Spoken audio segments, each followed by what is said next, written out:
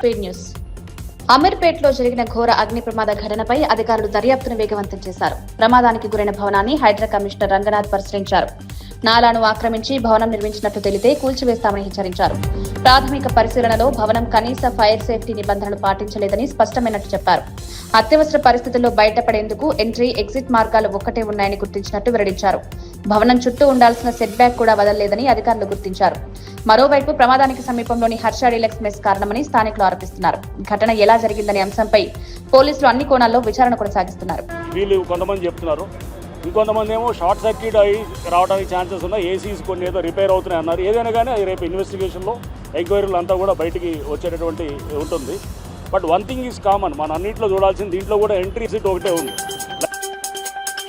తెలంగాణలో జనసేన అధినేత పవన్ కళ్యాణ్ చేసిన వ్యాఖ్యలపై ప్రజాశాంతి పార్టీ అధ్యక్షుడు కేఏ పాల్ స్పందించారు. ప్రాంతాల మధ్య చిచ్చు పెట్టే విధంగా మాట్లాడడం సమంజసం కాదని పవన్ ప్రశ్నించారు.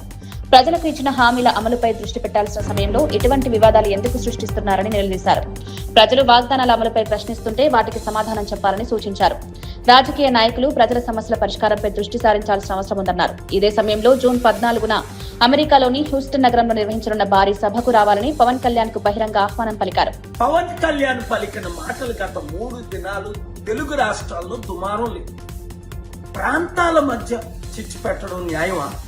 ఇచ్చిన వాగ్దానాలను నెరవేర్చమని ప్రజలు నిలదీస్తుంటే అవి మానేసి ఈ గొడవలు ఎందుకు? తమ్ముడు పవన్ కళ్యాణ్ జూన్ 14ని నేను హ్యూస్టన్ లో పెద్ద సభ పెడుతున్నా. అంతేకాకుండా నవంబర్ 3 వరకు అమెరికాలో మన తెలుగు సత్తా, మన భారతీయుల సత్తా చూపిద్దాం. అమీర్పేట్ అగ్ని ప్రమాదంలో నష్టపోయిన కుటుంబాలకు తక్షణ పరిహారం అందించాలని బీఆర్ఎస్ నాయకురాలు కవిత డిమాండ్ చేశారు.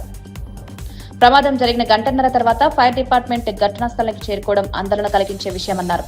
ఇలాంటి పరిస్థితుల్లో ప్రమాదాలను ఎలా నియంత్రించగలమని ప్రశ్నించారు. నగరంలో అగ్నిమాపక వ్యవస్థ పనితీరు, అత్యవసర సేవల స్పందనపై ప్రభుత్వం సమీక్ష చేయాల్సిన అవసరం ఉందన్నారు.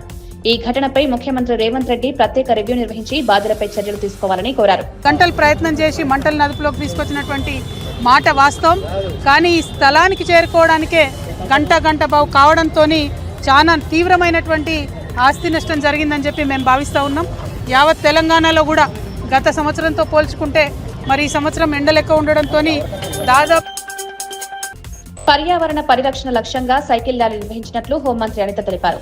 వాహనాల వినియోగాన్ని తగ్గించడం ద్వారా కాలుష్యాన్ని నియంత్రించవచ్చన్నారు. పశ్చిమాసియా యుద్ధం కారణంగా ఏర్పడిన ఇంధన, ఆర్థిక సంక్షోభ పరిస్థితులను దృష్టిలో ఉంచుకుని ఒకరోజు నో వెహికల్ డేగా పాటించాలని నిర్ణయించుకున్నట్టు వెల్లడించారు.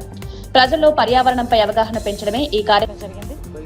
ఈ ఆదేశాలను ఈరోజు ప్రపంచ పర్యావరణ దినోత్సవం సందర్భంగానే కాకుండా గౌరవ ముఖ్యమంత్రి గారు మొన్న పశ్చిమాసియాలో జరిగిన యుద్ధానికి కారణంగా వచ్చే సంక్షోభాలను ఎదుర్కోవడానికి కూడా మనకి ఒక 1 డే మాత్రం కంపల్సరీగా నో వెహికల్ డే కూడా ఏర్పాటు చేయడం జరిగింది. దానిలో భాగంగానే మీ అందరికీ తెలుసు, ఇప్పటికే గౌరవ మంత్రులు అదేవిధంగా ఎమ్మెల్యేలు చాలామంది ఒక్కరోజు కూడా సైకిల్ మీద ప్రయాణం చేసే పరిస్థితి కూడా మీ అందరికీ కూడా తెలుసు. అంటే ఈరోజు మన పర్యావరణాన్ని మనమే కాపాడుకోవాలి, మనకి ఆ సోషల్ రెస్పాన్సిబిలిటీ ఉంది.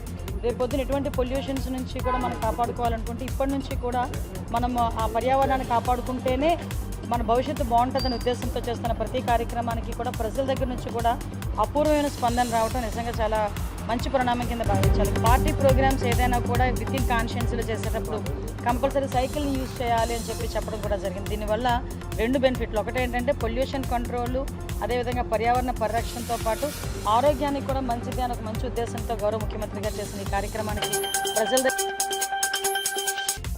వైసీపీ అధినేత జగన్మోహన్ రెడ్డి ప్రజల పట్ల బాధ్యతతో వ్యవహరించాలని ఎమ్మెల్యే కొలికపూడి శ్రీనివాసరావు అన్నారు.